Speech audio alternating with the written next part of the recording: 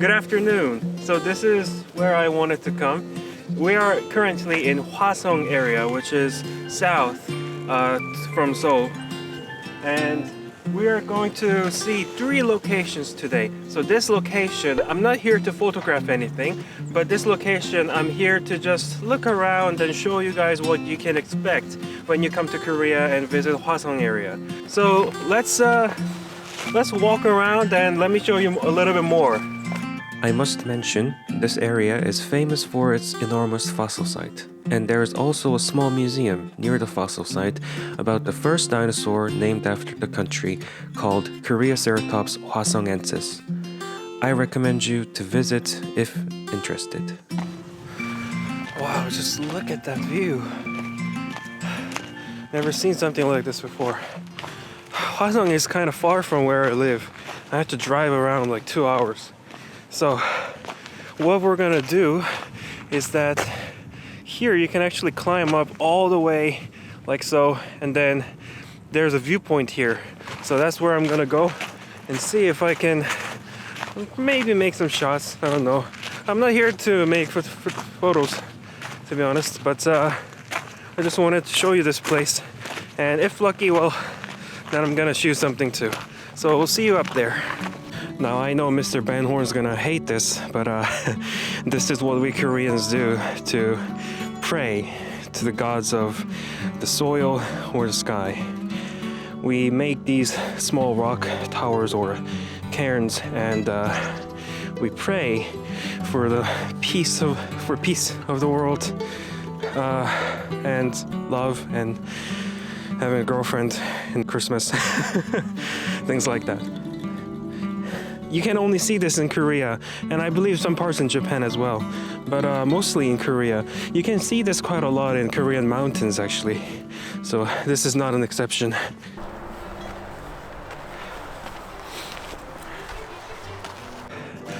We're still in the middle of the way, but look at this view. Wow. Isn't that great? Oh man, it's definitely worth doing this hellish cardio. It's definitely worth it. Wow. Just look at that. I mean, there are not that many places in Korea where you can see a view like this, you know? Oh, absolutely amazing. Okay, so there's only like few 20 meters left, so let's get moving. So we have arrived at this viewpoint, but sadly I must have taken the wrong path, because the place where I wanted to go is actually there. It's down here. So we have arrived at this place. Yeah, I know I said before that I lost the way, but apparently I didn't. Yeah, there was a way here. I just didn't see it because I was having an asthma attack. So this is in the middle of these 2 ridges, and the view here is spectacular.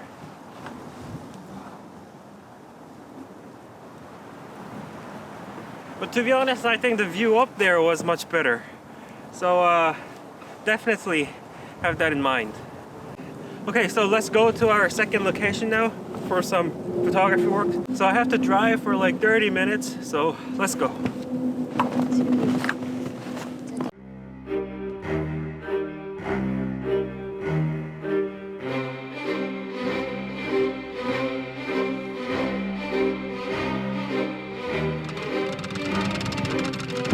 So I just drove through this very sketchy road for like 30 minutes, and guess what?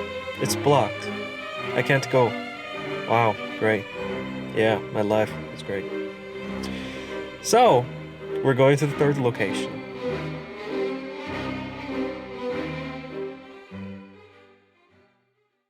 So we're on this 3rd location, and this is Hwasong Geo Park, or Geographical Park, Fossil Site Park. And there you can see there's this mountain ridge, like two ridges like that, and there's this lone tree, and I plan to shoot this tree with that mountain as a background.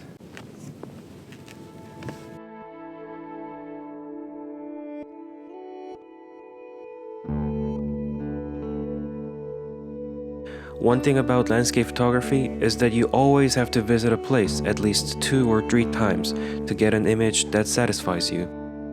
It could have been better if the sky wasn't so empty, but I still made a shot anyways. For today, this was the best I could have.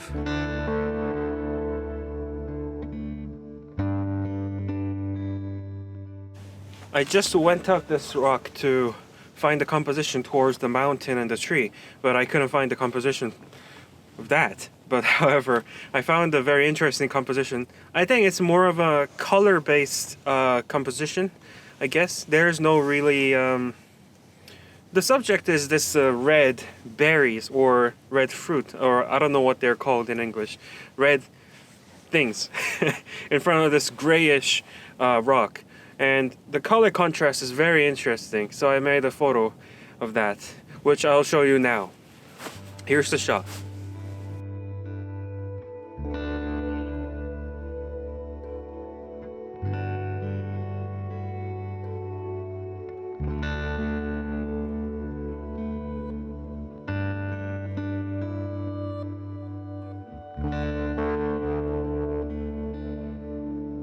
I found another composition. So this is a composition. There's this rocks, these patterns, and in the middle of the screen here there's a small tree and the sun is right here. So I'm gonna take 3 exposures. First, I'm gonna focus and expose on the rock. Okay, shot 1, and then I'm gonna focus on the tree, shot 2. And then finally, for the sky, I'm gonna focus on the sun, shot 3. And then I'm gonna put them all together in Photoshop and make a focus stack of these 3 images. And the sun will have that nice clouds around it because I exposed it a little bit underexposed. So the sky will be a little bit of an underexposed shot, and then these tree and the rock will be a well exposed shot. So combining those 3 images will have a good exposure overall.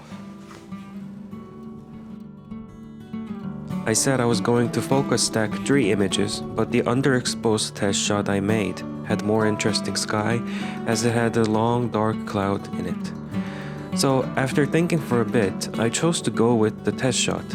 Thankfully, my old Canon 16-35 was sharp enough and no focus stacking was needed. However, the image could have been better if those reeds on the right side of the trees were not there, as they are kind of distracting. But I'm still happy with the image.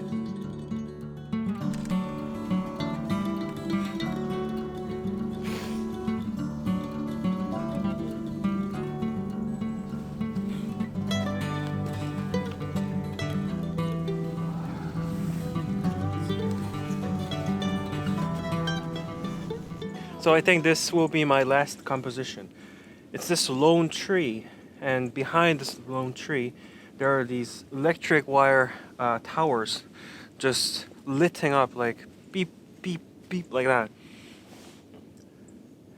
And my idea is that these towers are quite tall even though they're quite far from the tree.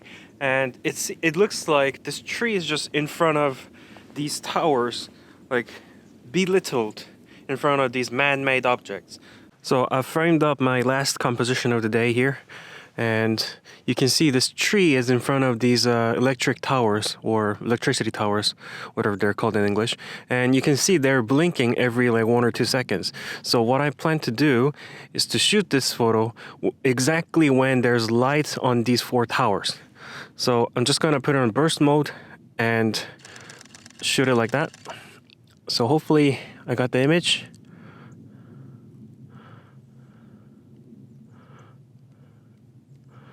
Let's see. Yes.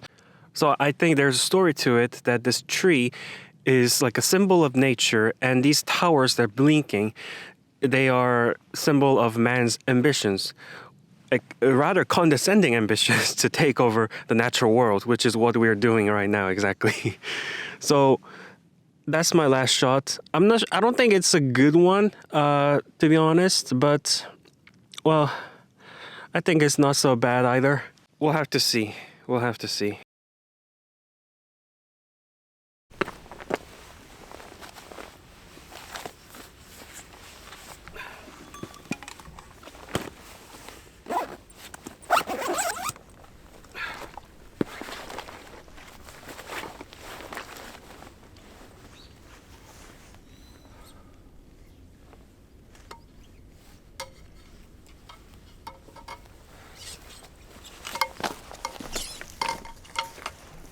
So we're gonna head back home now and go home and take shower and eat some hot food. About the photo that I made with this tree and these two mountains next to it, I waited for the sunset so that I can shoot the sun going down next to the mountain, and there's this tree right here, but it didn't happen.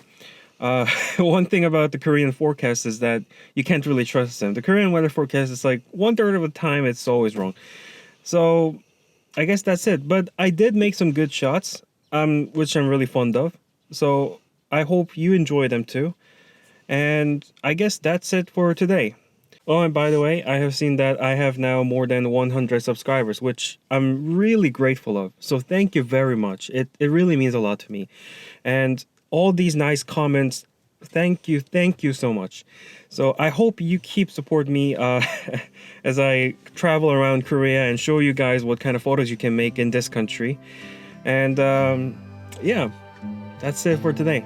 So thank you and see you next time.